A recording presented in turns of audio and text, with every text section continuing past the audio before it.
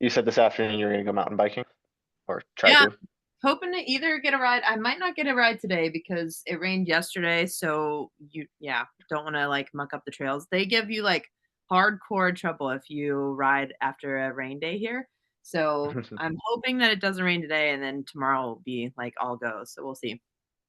Nice. Is that like can you leave your house with the mountain bike or do you drive somewhere with the bike, take it out and then There's ride? like I pretty much have to drive. Not very far though. There's a watershed not far from here, and then there's probably like 3 little trail systems within like 40 minutes. And then if I want to go to like my really technical, fun mountainy areas, that's in Pennsylvania. So that's like a good 45 minutes. But yeah, there's a decent amount around here, which I did not expect when I moved east, but there's like, yeah, quite a bit out here that's really fun. So Nice. yeah, yeah. Yeah, So my sister lived in Alexandria for a little bit and has spent quite a bit of time in DC, and she really liked that general area, both kind of mhm. Northern Virginia and kind of the greater metro, if you will. But there were some really good hikes that she was doing. I'm forgetting the name of the park, but Probably Shenandoah. looked It's like it just had like granite and rivers and things and very green. Almost looked like a bit like an extension of the Appalachians. yeah, yeah. So Awesome. one other question too. I see the art behind you, and I know that you are a bit of an artist. Is this one of Yeah. your paintings or one of your Yeah. works? This is like my like what I'm sitting in is my little art room. Like I have you on my easel because Oh, there's that nice. right. Wow. Yeah. So it's not like a real big room, but it's a tiny little den. But it does allow me to set up my easel and yeah, like put a bunch of my crap and my supplies are like you can probably see the shelves all over the place.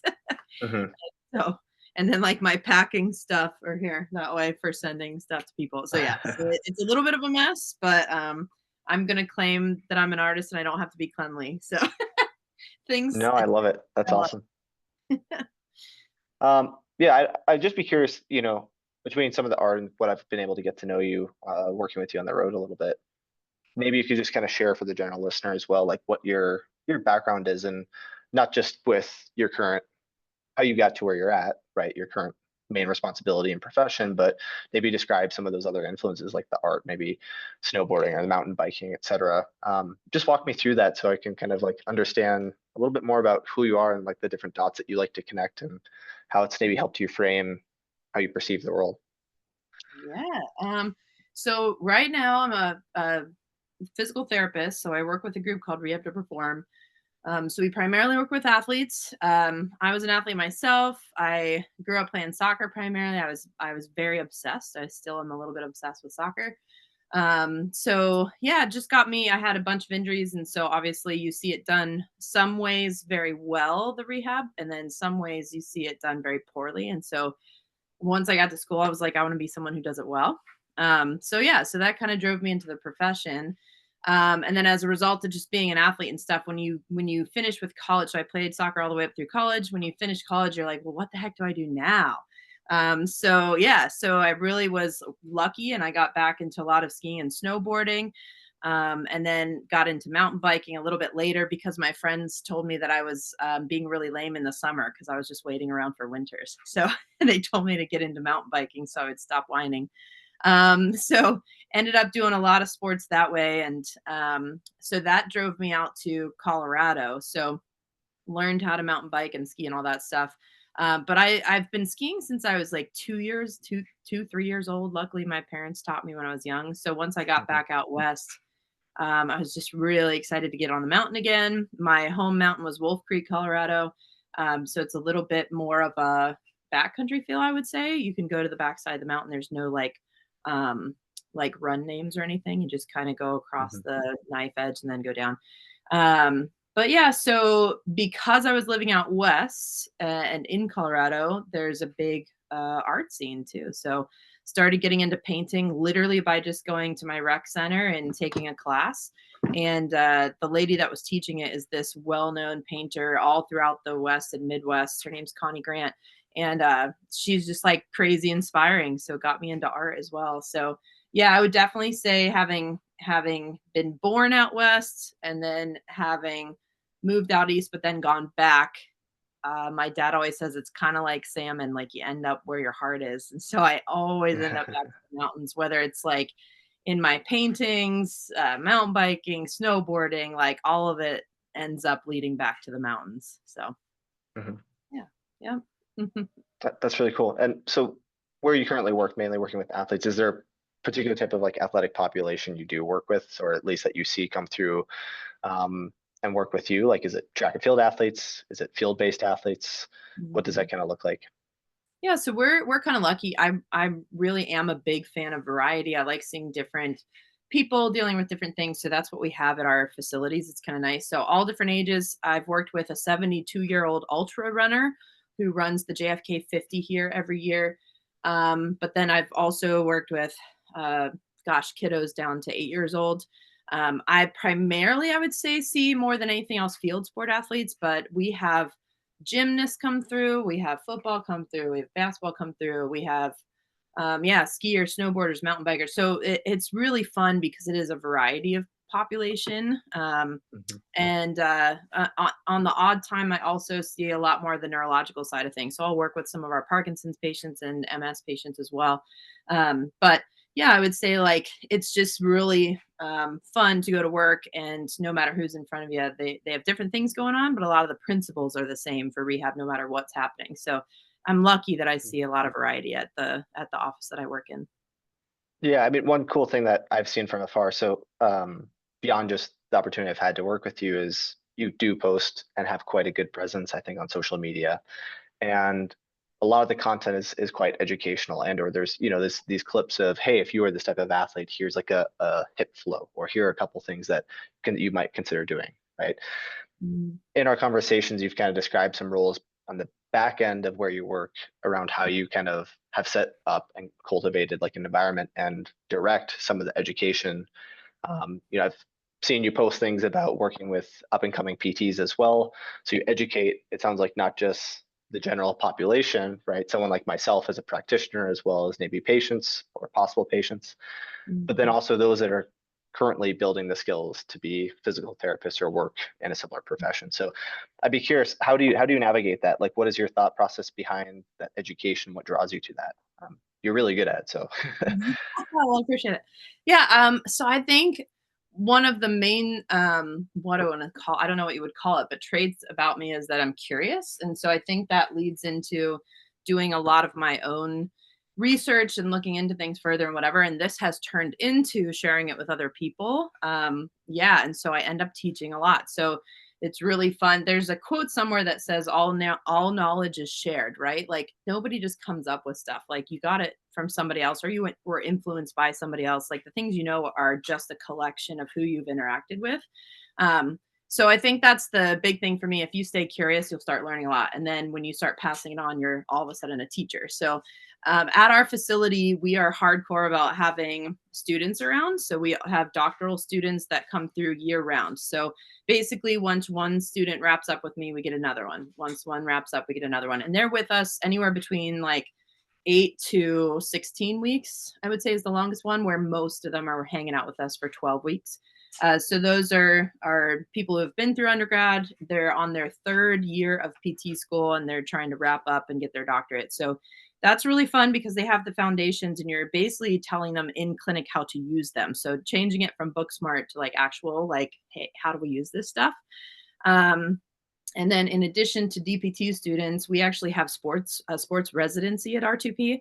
So these are people who are already doctors of physical therapy, and yet they want to dive a little bit deeper into what it means to be a sports physical therapist. So just like narrowing in, just like anybody would like in the MD world. So if I want to be a cardiologist or a neurologist or an orthopedic surgeon, so it's just diving a little deeper into a true residency. So for us, it's sports rehab. So I teach in that. So I both teach in the office clinically, but then I also teach some didactic stuff a couple times throughout the year. And so for the residents, we're trying to, yeah, refine a little bit more of what they're already doing, and then diving a little bit deeper on the like more elite side of things. Um, and then honestly, last year, the other like level of teaching I do is we want to attract really curious people to our company. So we actually started a company-wide mentorship that I head up. So this is after they do their onboarding for 90 days, they drop into a year-long mentorship with me, where we're meeting once a month on specific topics within the world of physical therapy. And basically, it's like groupthink, talking about things we should be considering. And then it went so well this year that uh, we are starting a level 2. And the level 2 is our current clinicians that are diving a little deeper into, again, some higher level topics that requires a little bit of understanding before diving a little like deep into some of the more elite side of things as well. So I guess you could say I really enjoy teaching, and my company is really good at, hey, if you have a strength, let's find a way for you to use it. And they've really been a blessing to me and allowing me to find all these different avenues to teach because I love it. So it's been really cool. That's cool. I like that quote too. The like kind of all knowledge is shared. And in a similar light, one thing I actually share with athletes, though describe something slightly different, is and I'm not sure if this is something fully original. I feel like it is, though. There's quotes that are similar. Is imitation precedes innovation, with the idea of Mhm. like you need a foundation. Particularly if I'm working with athletes and we're talking about movement literacy or skill development, Mhm. is that there's a certain level of we need to know some of the fundamentals. Right? You need to know the rules before you can break them. Yeah, But right. that innovation side is now we have an abundance of skills or an abundance of strength qualities that now we can learn to express them in more authentic ways to ourselves. Um, Mhm. I think that's just a connection of what you shared kind of along my own lines and how I kind of teach or coach kind of the athletes I work with.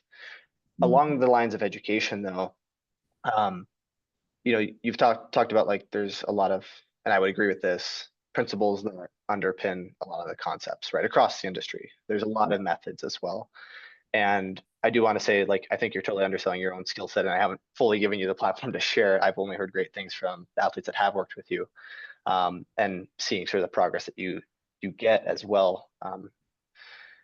But what would you say are some of the, like, if you had to overlay or describe some of the philosophies, like your personal philosophies that maybe help you direct the education with the PTs you work with, let alone maybe direct and influence how you train, a patient. What does that Mhm. look like? Like, walk me through that because I'd be curious to sort of see how that philosophy, whether or not it's set in stone or continuously evolving, how that influences what you do. Yeah, so I think one of the biggest things is that when you get out of school or when you're studying a lot of things, or like you said, going through all these different philosophies, um, anybody can sell you on anything because the rule when you're talking about patients, when they have a present with a certain problem or whatever, the first thing that anybody starts asking is this appropriate? Should we do this? Is this the best thing? Is this most evidence based? Whatever. So you start asking these questions. And the answer that is kind of a joke in PT school is the answer is always it depends because it's always dependent on the person in front of you. So the big thing is you have skill sets and you have things that you can do to help somebody get better or to help somebody progress. But if you don't know how to apply the skill set, it's really hard to make any change, right? So we want to see measurable change towards somebody's goals. So I think one of the things that we try to teach is there's a context to every single person that walks in your door, psychologically, biologically, sociologically. So you have to consider all of those things as you're going.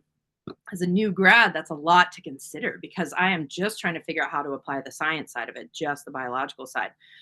So I think what we try to do is clarify structure, which again comes back to instead of remembering everything you've ever been taught ever, can you at least remember base level principles in order to move somebody forward? So, trying to take this world that's a mess and hey, it depends, but narrow it down into structured guiding ideas or guiding principles. So, I guess if you were to give an example of that, is way back when Descartes said, hey, there's this thing called dualism, there's the mind and their body, and he split it and it screwed the rest of us forever after. And here we're trying to say, here's Descartes' error. There's actually a book called that. We got to pull this back together. Mind and body are always going to influence each other. So as we're meeting a new patient, we're trying to talk about the entire context and can you write down what's happening in their life, what's happening nutritionally, what's happening in their sleep, what's happening physically, diagnosing them as a whole person, And this kind of goes back to DPT school, where in school they're learning about ortho as this one block or module. They're learning about neuro as a block or a module. They're learning about acute care. So they separate all these things. And the problem is, again, the patient in front of you is a neurological being, an orthopedic being, a cardiological being. Like, so all these systems overlap. If you have general baseline principles, you can see how all these systems overlap to create movement in a way that's effective, efficient, and again, relates to sport. If you consider one thing, so I would say, like, when I started, I've been doing this for about 14 years. When I started, the big emphasis was on biomechanics and orthopedics, and that's how you look at somebody. But if you forget all of the other pieces of what makes a person human, it just wasn't sufficient. So we weren't seeing people get to their goals efficiently or quickly or at all. Whereas now, if we consider that whole context, it's a lot easier to say, hey, we're going to get you to your goals quickly. So our diagnostics got better, our consideration of context got better, and as a result, our treatment sessions are way better. So yeah, so I think it's, can we clarify that for new grads / anybody? So I teach like courses as well on specifics, and some of it's that, how do we clarify the context and how to prioritize that, right? Because you can have all the principles in the world too, but then how do you prioritize treatments so that we're getting the most effective bang for our buck, so that then again, we want them to get to their goals as quickly as possible, and as effectively as possible. Mhm. That's interesting you bring that up, because I mean, very much so. So I kind of went and finished my undergraduate education with like exercise science or kinesiology in 2021, and I was in my undergrad from 2016 until then. And I would say when I came out, while I had a lot of different experiences, practical experience and research, strength conditioning experience, practical in the gym, a lot of these different styles, my own sort of self-directed research, etc. I still entered the workspace initially thinking there's these kind of silos, right? Like I'm gonna try and work with this person with the biomechanics lens or a movement learning lens. I didn't have enough experience under my belt, even though I'd gotten 4 or 5 years of, paralleled in-person like work experience in conjunction with the curriculum and actual like education classes. But it took me some time, and I would say only in the last couple of years do I feel like I've been able to better integrate a lot of those things, right? A lot of those disciplines, and then also pull from disciplines completely unrelated, right? Philosophy or art and stuff that I just helps me express and coach and connect with people in different ways, and that gets trickled in there. But you brought up a point that I also noticed with my own experience. I'd be curious to, I'll follow up with a question with this, but when I started working with adaptive populations, what particularly challenged this, like, wow, if I don't have these different disciplines or sort of modules, right, integrated to some sense, and that I can't work with the person holistically, I'm going to get really stuck. And I was working with an athlete with cerebral palsy, and very quickly I realized it's a more severe impairment level of cerebral palsy. I quickly had to throw out the door of any movement bandwidth of what I expected maybe a certain movement pattern, like a squat pattern to look like, or a gait pattern. And so that made me realize in that moment of, wow, I've got a lot of recalibration to do, and I have to quickly integrate. And I was able to, right? But I have to quickly integrate and pull from these different areas to be able to help shape behavior, to be able to create change or adaptation. And so I'd be curious to ask you, similar, if we follow this biomechanics lens or something like a skill acquisition lens, right? As you're working with patients, maybe mid to towards that later stage of a rehab, like, how do you get them to sort of buy into this culture that you've created where you work, where you can actually effectively treat them holistically? Like, what does that look like? I would say probably like 99% communication. And then over time, they see the results, sort of thing. As we're teaching our students and as we're doing the mentorship within the company, it's talking about, so there's a principle you are very aware of, the overload principle in, weight training and in the gym. And basically you have to put a little bit more demand on the system in order to get more supply. So if we want to see changes, there has to be an overload to what is already there, or else there's no message to the brain saying we need more. So basically with any person in front of you, you are trying to find the minimal effective dose. So the cool thing about that is, yeah, it doesn't matter like, hey, they're dealing with cerebral palsy, they're dealing with MS, or they're a 72-year-old ultra runner. It doesn't matter who's in front of you. There's going to be details that will alter some of your decisions for sure. But at least you have the principle of, I need to give this person the minimal effective dose that will not overload the system or overtrain them to the point where now they can't participate, right? The last thing we want is these backfalls where they can't participate anymore, or they're too sore, or they can't move forward because of the load that we've given them. But if we can prescribe volume, intensity, all of these things well to get that minimal effective dose, then we don't have to promise, hey, yeah, you have cerebral palsy. We're going to get back 100% of your hip abduction motion, because that's really tough to do when there's tone and spasticity and different things. However, can we do minimal effective dose to the point where we open up 5% more range, and all of a sudden we see performance changes, we see balance changes, we see access to more motor recruitment, and we're seeing these changes because of a 5% difference. So the crazy thing is, in that person, to see these big changes that maybe carry over into their skiing or into their snowboarding, they needed a 5% change. Somebody else, though, we're doing similar things. We're trying to do minimal effective dose. They're not seeing a lot of change until we get a 10% difference in their range of motion or strength or whatever. So that's again where it's crazy and how cool the body is that everybody's going to be a little different. So if you have patients, if you have the same two patients next to each other, they could have radically different results. But at the same time, you could really see that if you're patient in your principles and continue with that minimal effective dose, you could still see effective, visible change or objective change as you're testing and measuring these things later. So it's kind of cool, because then it's just a matter of finding that for that person. And it takes a little, that it takes a little experimenting sometimes. What is minimal effective dose and how do you find that? But if you collaborate with the athlete and get their input on things, it's really helpful to then say, like, we're on the right track, we're moving in the right direction, I can feel myself getting better. Like for me, it's a lot of dealing with pain and some objective measures for sure, especially in the later phases of rehab. But then for you, yeah, seeing that objective data, hey, this is changing, so we've got to keep in this vein or tweak it a little bit. And so it gets to be really fun because you can find that dosage that makes visible change. So Mhm. I mean, it sounds like with some of your communication then, right, whether you explicitly tell, say, someone you're working with, like, we are looking for the minimum effective dose, and maybe you briefly describe the why behind that and what it is, right? And I've had conversations like that and provide education to athletes as they come in that maybe mhm, haven't understood that.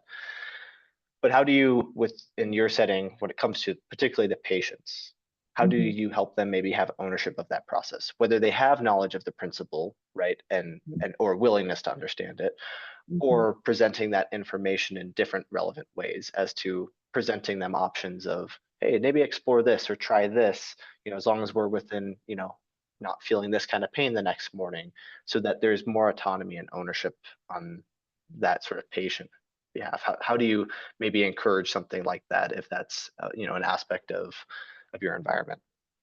Yeah, so one of the blocks of mentorship that we do within the company is the psych-soc component of everything.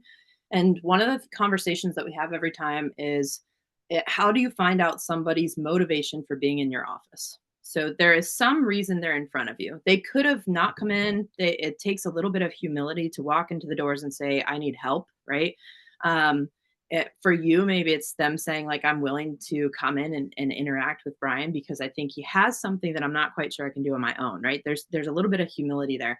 And so I think one of the things we chat through is, you have to find why that athlete is in front of you. What's their motivation? And sometimes people will say, like, oh, to get stronger or to do this or to that. For me, it's like they say, hey, I want to get rid of this pain. It's interrupting my life. So then we tell everyone, we'll ask the second question, ask why again.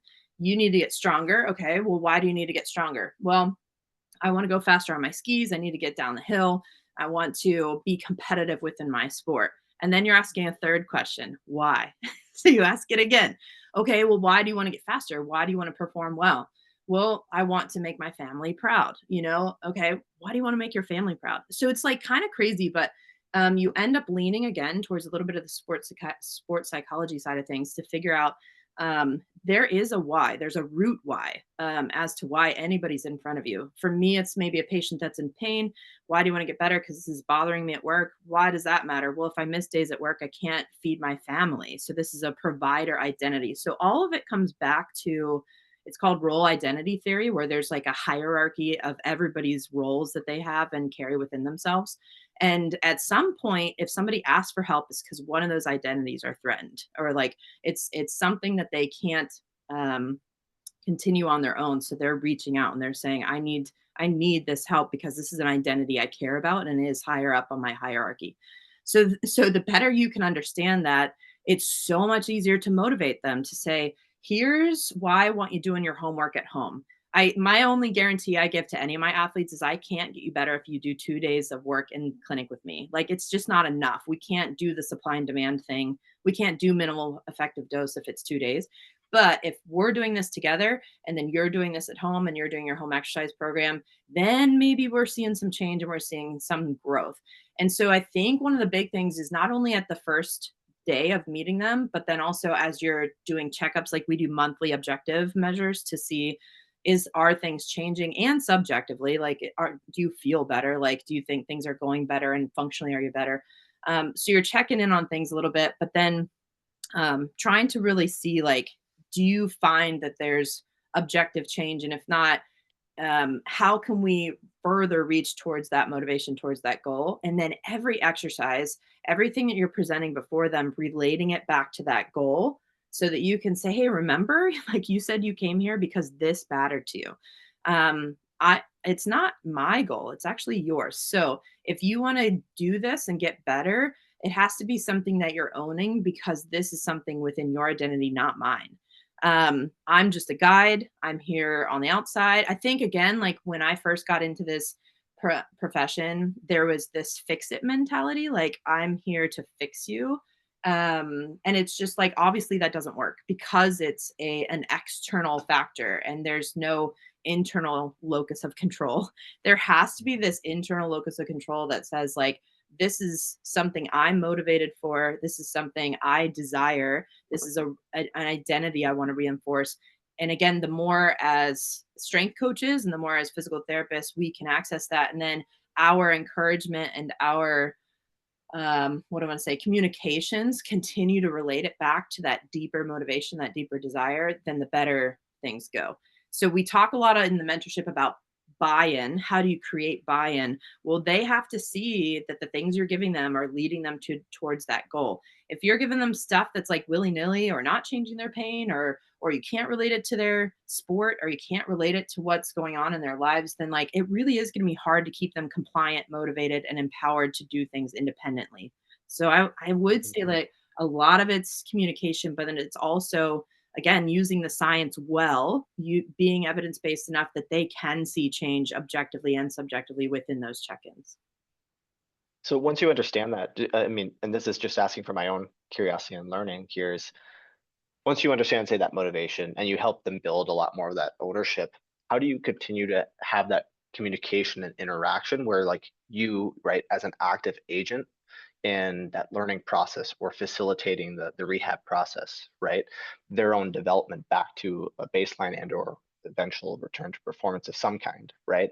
Mhm. How do you, like, nudge their behaviors or challenge them in healthy ways, right? So that there isn't sort of a complacency of, yeah, I'm taking ownership and this is what I know I need to do. And like they are doing it, but that Mhm. there's an inherent value to in being more robust, right? Being able to solve problems, especially when we do talk more about maybe if it's early, mid, late, different phases of like building up tissue capacity, right? And tissue tolerance in different positions, that it isn't so linear per se as to this is my motivation, this is my goal, and that patient sees that track right there, right?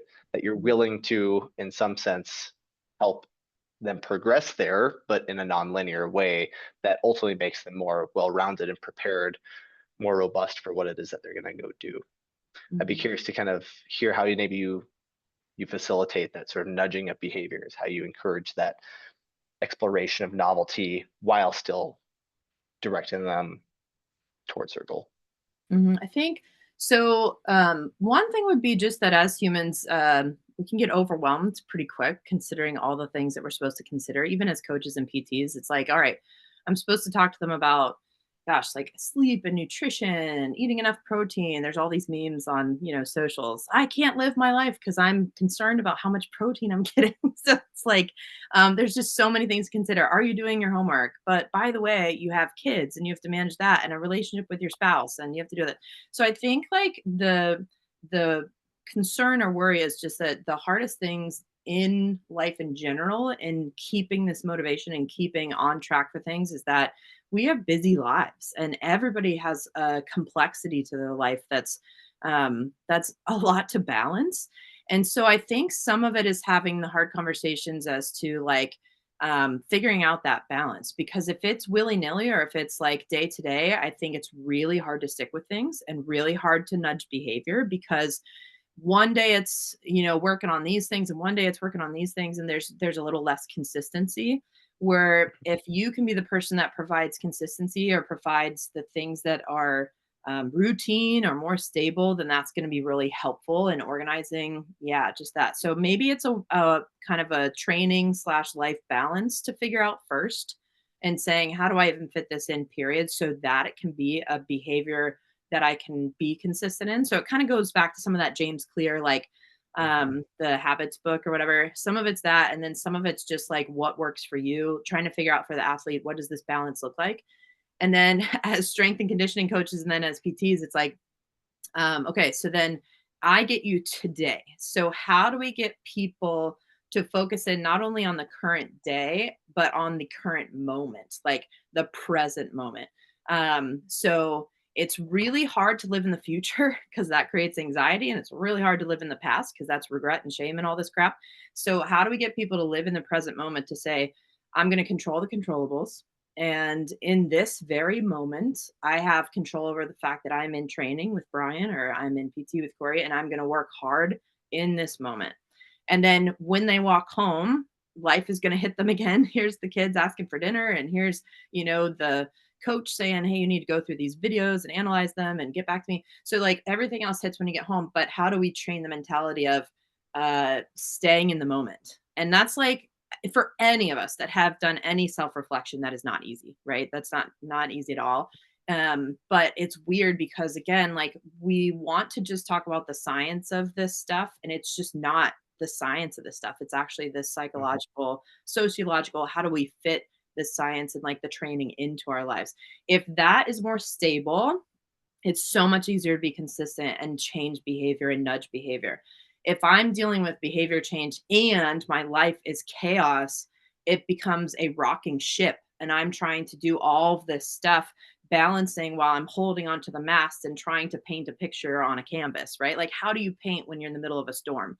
Whereas if I am on level seas and my ship is sailing and I can at least, kind of manage some of the things that are in front of me, it's a lot easier to paint. It's a lot easier to create a new masterpiece. It's a lot easier to create a new habit, if you will, if you relate it back to what we were saying.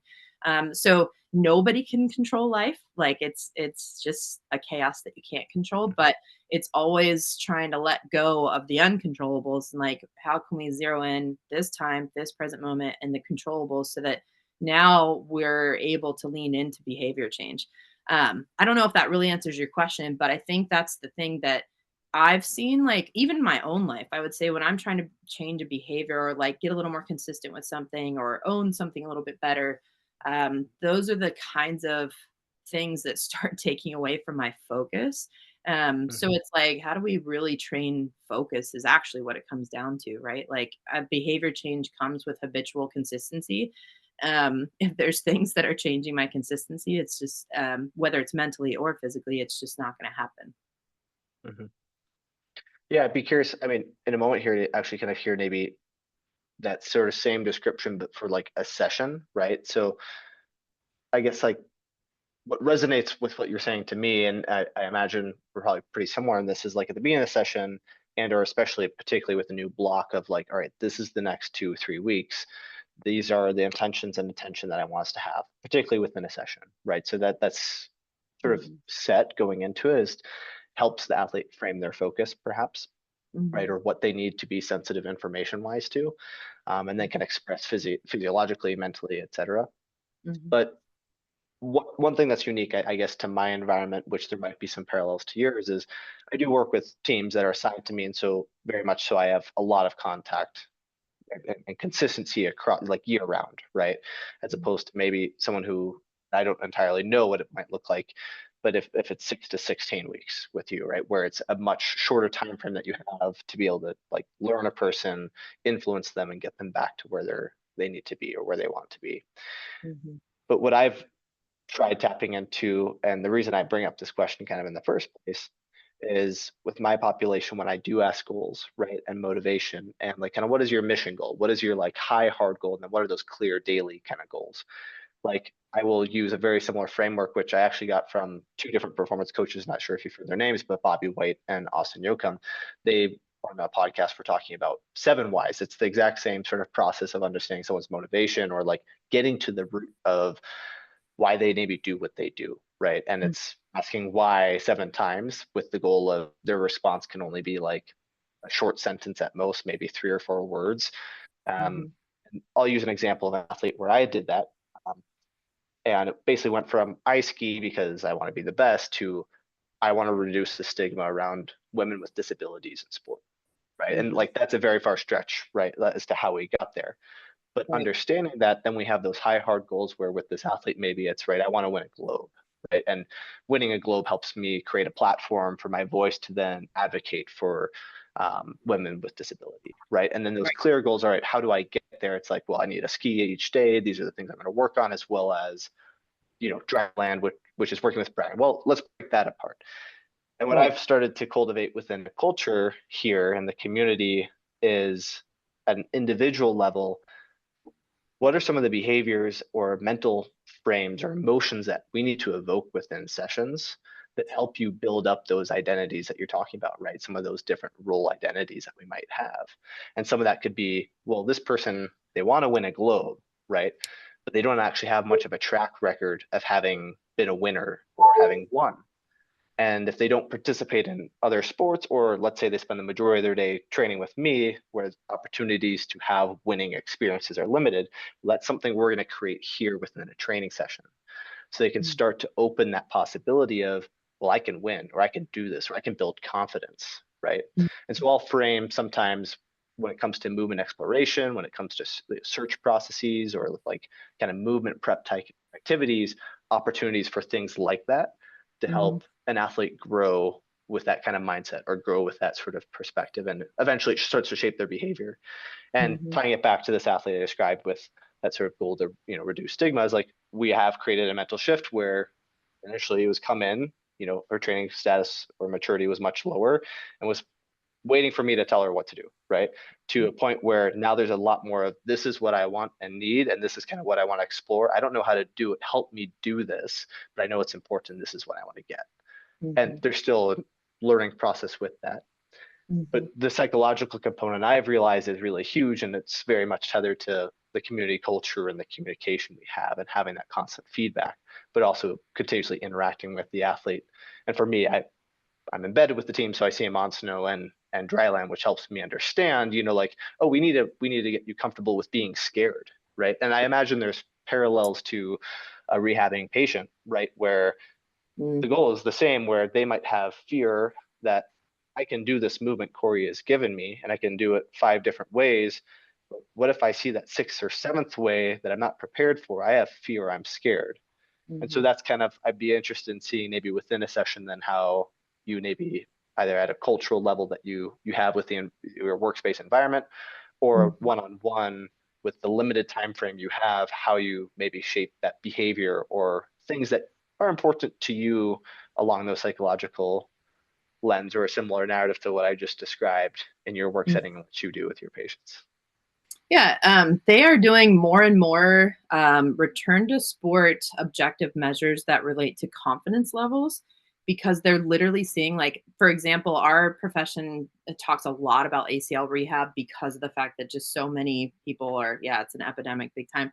But basically, they're doing more and more confidence return to sport measures because they're finding that athletes that have lower confidence in their knee returning to sport literally re-tear it more often. So like they're doing studies that talk about self-talk, like what your chatter is in your brain and how much more likely those athletes are to re-tear. Like there's all this like amazing psychological studies coming out that say that confidence matters. One of our owners was just at the NFL Combine, and he was learning in a one of the sessions there that one of the main things they do is talk about confidence level when they're getting somebody back to the gym or back to football after a pec tear. So it's kind of wild because like it's so important. So then the big thing is, yeah, like within session, how are you building confidence? Because we have so many different ways of challenging them, and we're trying to challenge our athletes to get better, to push the limits, to move on as far as that minimal effective dose goes. But like, how are you building confidence? So then within session, some of it becomes what you said. What are the expectations? If you're setting that up well, I feel like, and communicating that well, I think that you can really manipulate that in different ways. An example might be like, hey, we're going to do a new drill today. I'm expecting you to have trouble with this at least 50% of your reps the first time. I'm expecting it. So just know that this is experimental. This is going to be difficult, and we're just here to play with this. So just don't get down on yourself. We are just trying something new. So then they have an expectation to their performance. If you throw something at them that is like brand new, it's going to be neuromotor challenge, it's going to be cognitively challenging. It's something that they are definitely going to fail, but you didn't warn them about that. Man, it can be frustrating, especially athletes that are competitive with themselves or lean towards that perfectionism side of things or whatever. So expectations are really helpful. Then we get to the point where we're like, hey, this is a neuromotor challenge, but we're leaning more towards strength. I would expect you to have trouble with this only like 20% of the time, 10% of the time. This is something you should be like banging out and it feels really good. If it doesn't, Mhm. let me know. Or it could even be choice. We talk with our students actually a lot about choice of exercise. There's so many different progressions and regressions you can do. So you have somebody kind of in that phase 2 of rehab where you're really looking at body weight competency and neuromotor control, balance, proprioceptive kind of stuff. And we have students who will say, well, what if we do a rear foot elevated split squat with some load?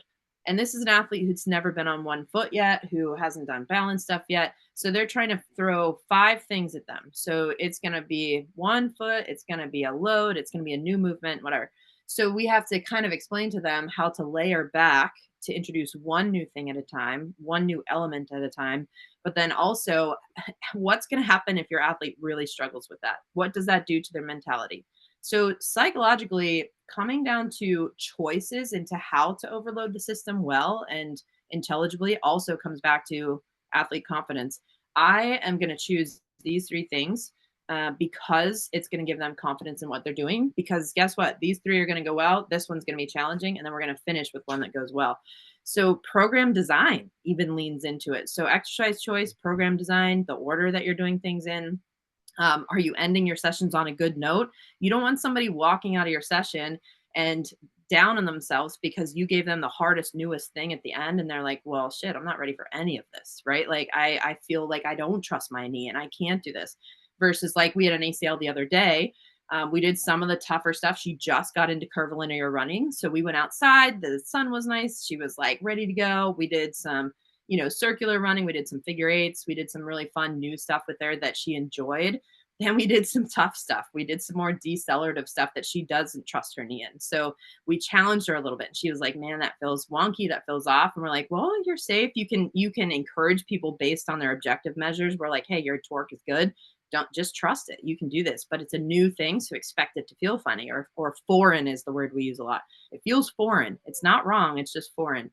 So then if you can convince them of like, well, that was supposed to feel funny. Now we're going to do something else. So then we ended that session with her doing some strength and stability stuff because we're still building up quad strength as well. And it's stuff she was familiar with. It was stuff that she was good at. And so she ended the session on a high. She was confident. She did new things, but then also was confident what that knee could do.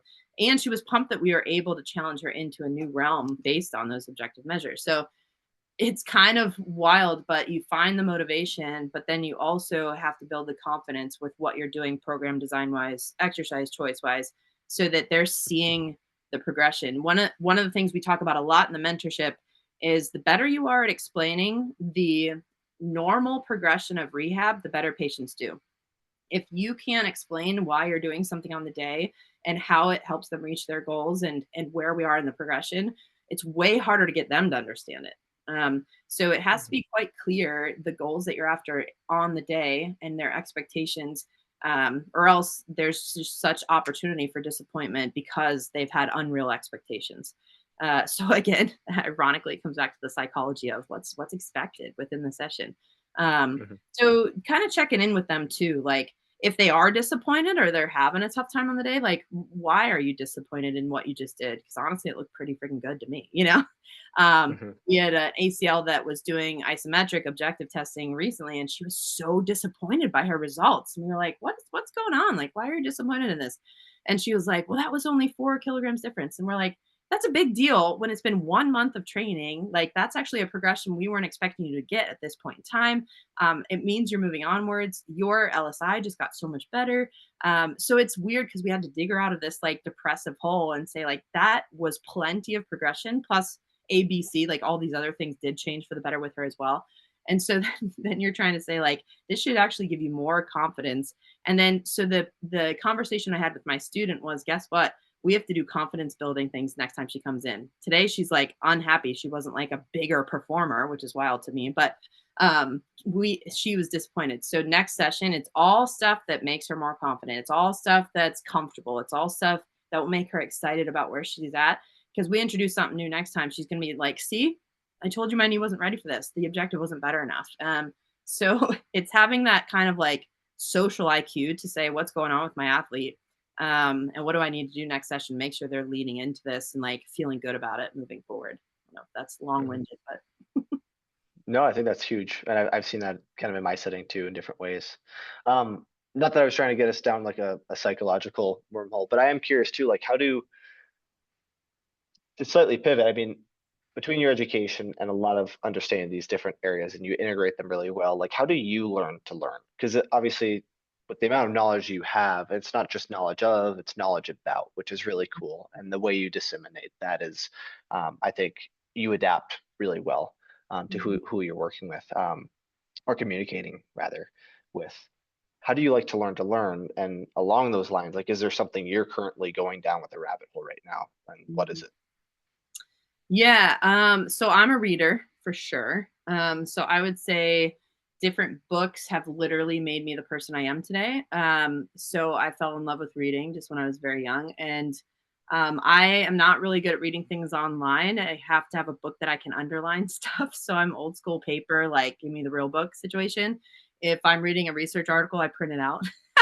So I'm like super old school, but so I learn well by underlining is maybe the answer, but yeah, like so I would say I'm a reader, and as a result, I think the cool thing about reading is you start seeing like you can read all sorts of different things, and it just opens your eyes to worlds that you wouldn't get to otherwise. That's why like all of these books about banning books becomes like the biggest issue, because if you don't have access to information, then it's really hard to, kind of verify sources and all that sort of thing. So I think there's an abundance of information out there these days, but it's like narrowing it in to what is legitimate or what is like really helpful, what is really effective. So I always tell my students the wider read you are, the better clinician you're going to be. There's a book that I'm obsessed with that I give to a lot of my students. It's called The Neo Generalist. And basically, it's kind of based on this theory about the fox and the hedgehog. The fox is a specialist, the hedgehog is a generalist.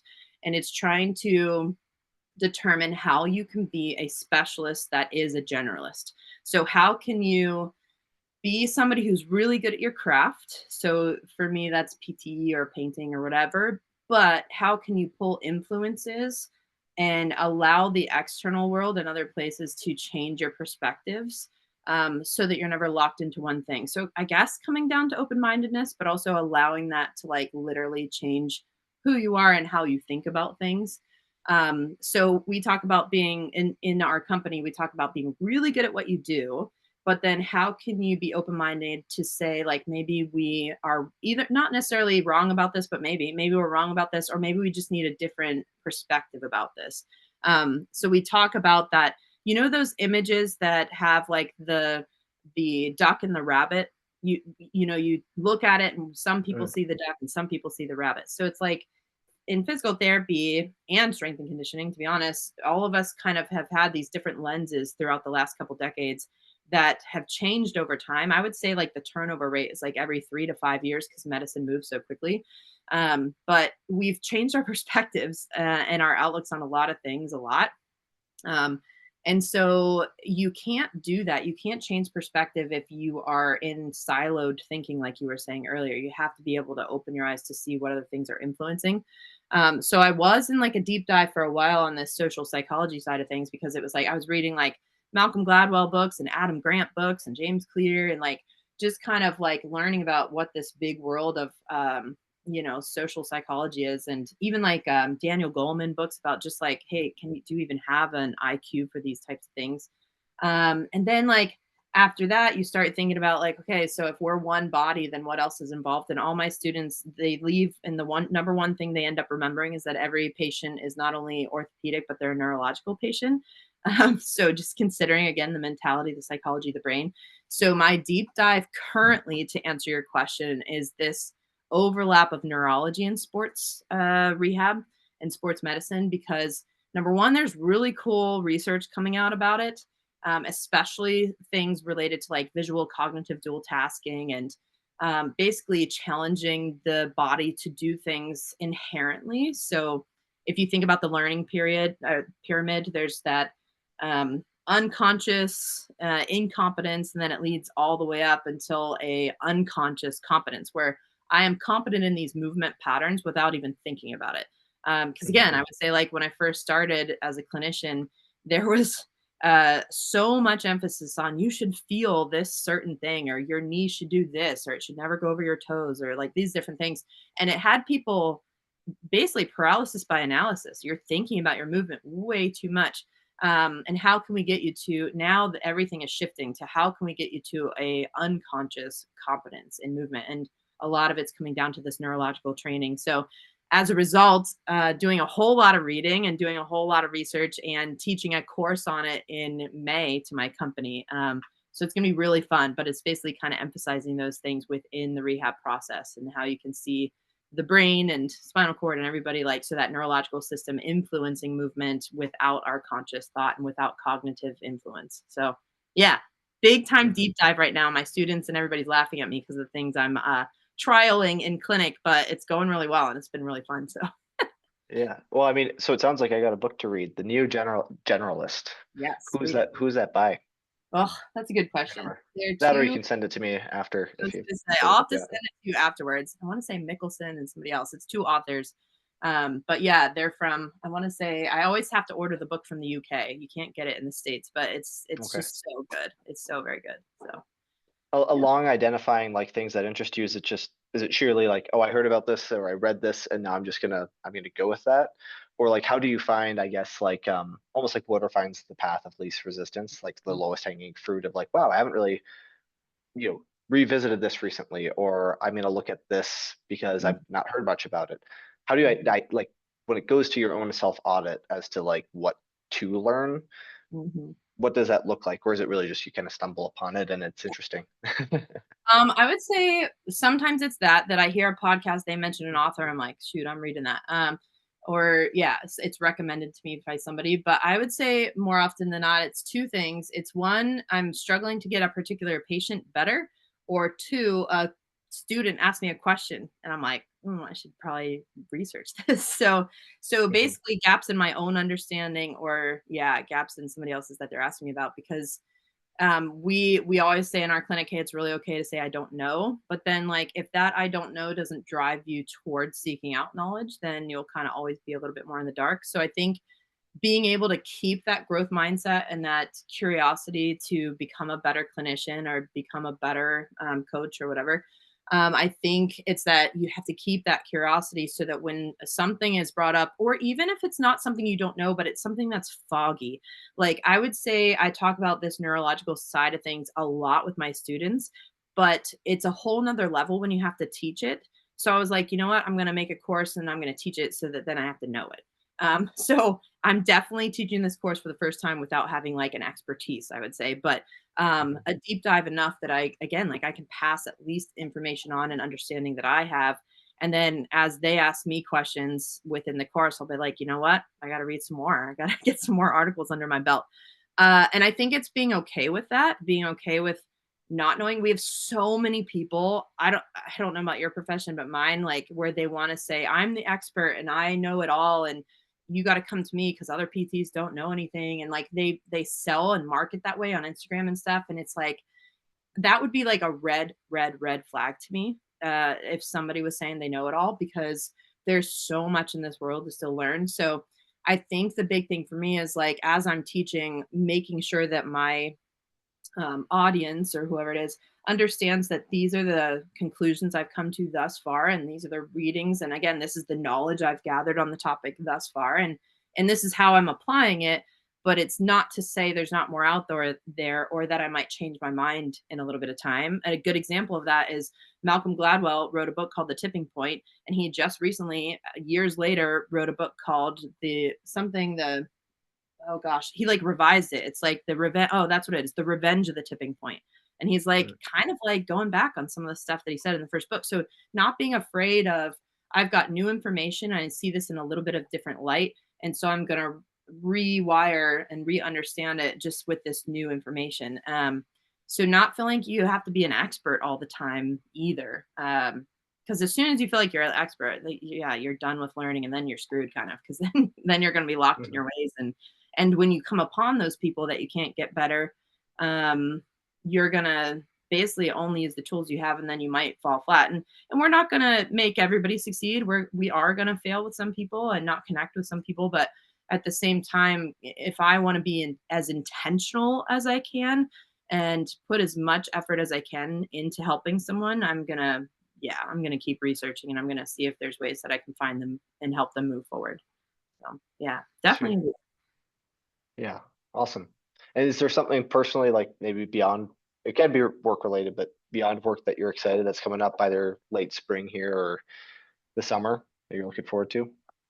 Yeah, I would say just a couple of fun things. Yeah, so that course is coming up in May, so I'm excited to see how that goes, because I think it's going to be fun to like pick everybody else's brain and see what they think about it. We're going to do some labs that are involved so that they get to use the information and create drills out of it, and I'm going to steal them all. So it's going to be like a fun group think situation. And then later on in the year, I'm doing a couple of clinics. Sometimes I'll teach like little injury prevention clinics throughout the year. So I'm doing one. We have a downhill women's event at Bryce Bike Park, which is in Virginia. And so I'll be doing an injury prevention clinic with some of the ladies there. We did it last year and it went really well, and people really appreciated it. So that was really fun.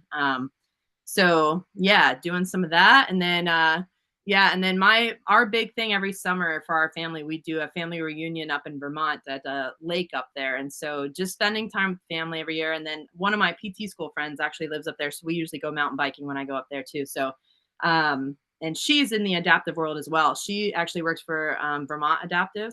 So she does all kinds of stuff with the ski snow program in the winter, and then does all kinds of stuff with their mountain biking stuff in the summer. So we get to kind of compare notes and stuff. And she's actually who got me involved in teaching adaptive skiing and snowboarding at my local hill, because she did it beforehand. So I kind of Cool. owe her. So shout out to Lindsay Harris, because she's the bomb, and she like got me involved in all this stuff in the first place. I have not heard the name. You'll maybe offline or something you'll have to in, introduce me or connect us somehow. I'd be Yeah, curious she's to connect with her. phenomenal human being, and her mom actually still works for us, Kim, for our program. So our program's Blue Ridge Adaptive Snow Sports out of Liberty Mountain, and so her mom still does a lot of our clinics. Like she teaches us because she's amazing, and then Lindsay actually teaches.